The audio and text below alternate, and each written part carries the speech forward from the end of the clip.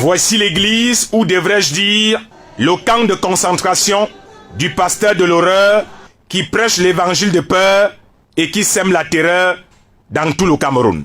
Plusieurs fidèles viennent de lui porter plainte pour mensonges, apologie du tribalisme et autres fausses prophéties. L'homme est actuellement en cavale selon nos informations et sa synagogue de la honte est scellée. Mais ce bonbon pasteur, dit Caleb Ngouatangana, a l'habitude de créer des scandales comme ça. Il disparaît pour un temps et il revient au galop continuer le show. Cette terre qui abrite son église est devenue un calvaire où les gens élèvent une fausse prière de notre Père qui ne produit aucun éclair. Pourtant, ils prient en invoquant le tonnerre qui va bientôt les précipiter en enfer. Ce pasteur se revendique un appelé de Dieu. Il aurait reçu un appel du Seigneur alors que son téléphone de la foi et de la crainte de l'Éternel est éteint depuis longtemps. Qu'il a donc appelé, et avec quel catéchisme.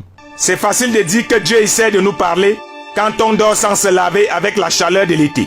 Et ensuite, les moustiques te murmurent à l'oreille que tu dors quoi. Jésus revient bientôt.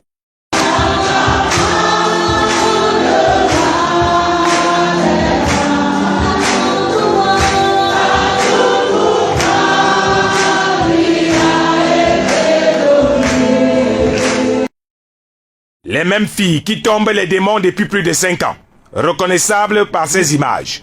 Voici donc un antéchrist des temps modernes qui se balade à Montéjouvence comme une malchance en pleine ambiance, avec ses comédiennes aux démons de jouissance. Même les journalistes de la télévision africaine sont passés à la trappe. Toi, tu as dit que tu es qui? Hein? Nous sommes les journalistes. D'où? De Vision 4. Vous faites quoi dans le corps-ci? Non, on ne sait pas. Je vous attache. Comme il est en train de couler, ça nous guette aussi. Comme? Il est en train de couler, non? Ça nous guette. Mais c'est pourquoi vous êtes là? Je ne sais pas. C'est pour être décapité. Ok. Comment? Ça veut dire quoi d'abord?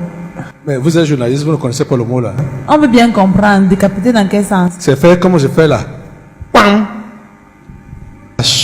Nom de Jésus, je coupe la tête. Okay.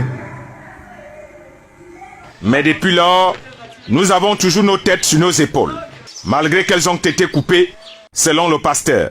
Je te coupe la tête au nom de Jésus. Nous lui répondons, c'est nul et sans effet, au nom de Jésus. Il y a un an, ce pasteur imposteur intimait l'ordre à ses fidèles élèves de ne pas entrer en salle d'examen officielle si on leur impose le port du masque. Et comme il fallait arborer un cache-nez pour avoir accès en salle d'examen, ces derniers ont renoncé à leur propre avenir. Le président Bielo, on dit quoi Biela? Alexandre Loukachenko. Voilà. Dans cette église, les démons parlent en ukrainien. Ils citent les révolutions de la COP 21 dans le corps des jeunes aux allures des Philistins. Maman, pardon. Ne me stresse pas. Laisse-moi rentrer tranquillement où je suis venu. Rentre.